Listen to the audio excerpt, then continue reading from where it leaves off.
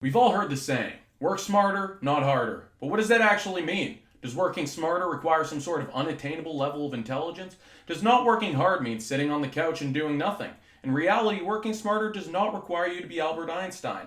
Instead, it's about knowing yourself. We all may be different, but building your self-awareness has the same results for everyone. Positive development.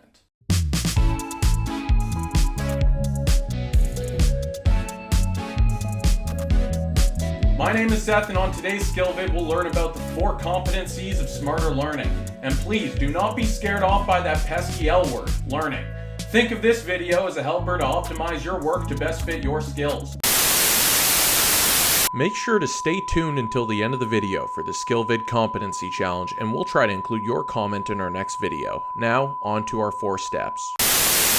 Competency 1. Know yourself as a learner. In his 1614 poem addressing fellow poet Robert Williams, Aubrey Graham once said, "Thou must know thyself and know thy worth."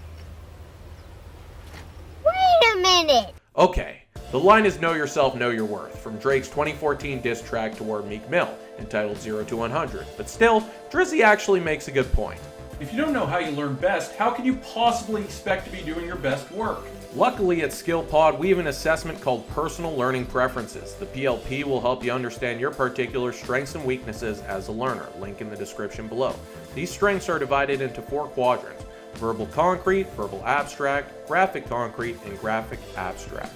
By understanding how you learn, only then can you understand how you work best. But not only can taking the PLP allow you to work with your strengths, but also improve on your weaknesses, with tips to help you improve your weaker modes of learning as well.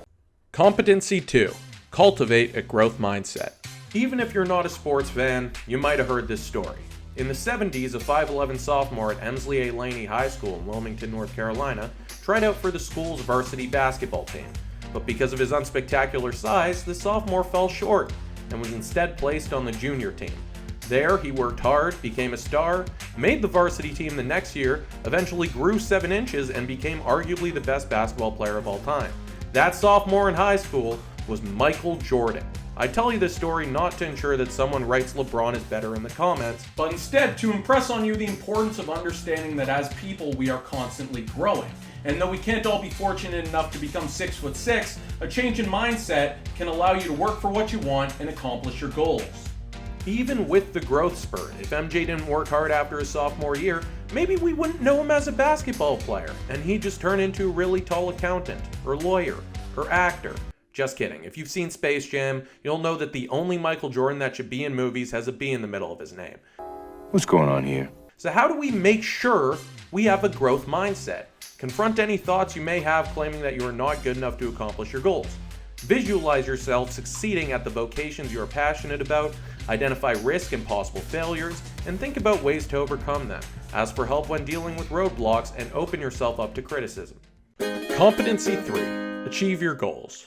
This might sound easier said than done, and it might be if your goals are incredibly lofty or directionless, but if you make clear goals with a plan on how to accomplish them, you will hit your milestones with regularity. First of all, you need to know what you must do in order to reach your goals. If you want to be a doctor, you can't just watch a bunch of pimple popper videos, buy a lab coat and a stethoscope, and offer people medical advice at your local bus stop. Understand that you need to take a science-heavy course load in high school and university, and achieve good grades. Secondly, consider how your PLP can help you accomplish your goals, focusing your goals toward your strengths and improving on your weaknesses. Understand that the PLP is a resource when you get frustrated on your path towards your goal. It reminds you what your strengths are and that you have options when obstacles come your way. Like that doctor example. Say you're having trouble with a particular course. What are your options? First, you can quit. Second, you can keep doing what you're doing and pray that the outcome changes. Third, you can think about what other options you have for learning. For example, ask your professor or classmates for help, search for tutorial videos that explain the material in a different way, get a tutor, or create a study group. And if you don't know exactly what your goals are in a career sense, that's okay. Maybe make your goals about finding out what you're passionate about. Competency 4.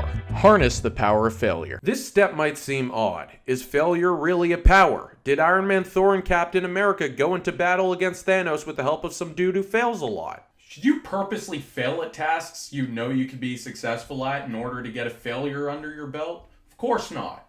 But at the same time, to bring it back to the Avengers, they were able to succeed in Endgame only after failing in Infinity War. And although in reality we do not have the perks of time travel or magical gems, we do have the ability to look at our pasts, see where we may have previously fallen short, and correct those mistakes for future responsibilities. Also, if you reframe your fear of failure into learning, it will allow you to accomplish riskier ventures. Lastly, think about how you could also change your mindset during incidents in which you fail. Before starting his own animation company, cartoonist Walt Disney was fired from the Kansas City Star for lacking creativity. Before hosting one of the most popular talk shows in television history, Oprah Winfrey was let go from a television production and told that she was unfit for TV. Before Chappelle's Show, one of the most successful sketch shows of the 21st century, Dave Chappelle had 11 failed television pilots. So like the saying says, if at first you don't succeed, try again. With the help of these steps, hopefully you'll be able to become a smarter learner. But of course, there could be more than 4. So for today's competency challenge, comment below if you can think of another component for smarter learning, and we'll put your comment in our next skill vid. That ends today's skill vid on smarter learning. Make sure to follow Skillpod on Instagram @Skillpod, check out our website, and if you have an iPhone, download the Skillpod app. Links in the description below for everything. Subscribe to the channel, hit the bell icon, and you'll get an update on our next skill vid on self-worth. My name is Seth, and thank you for watching.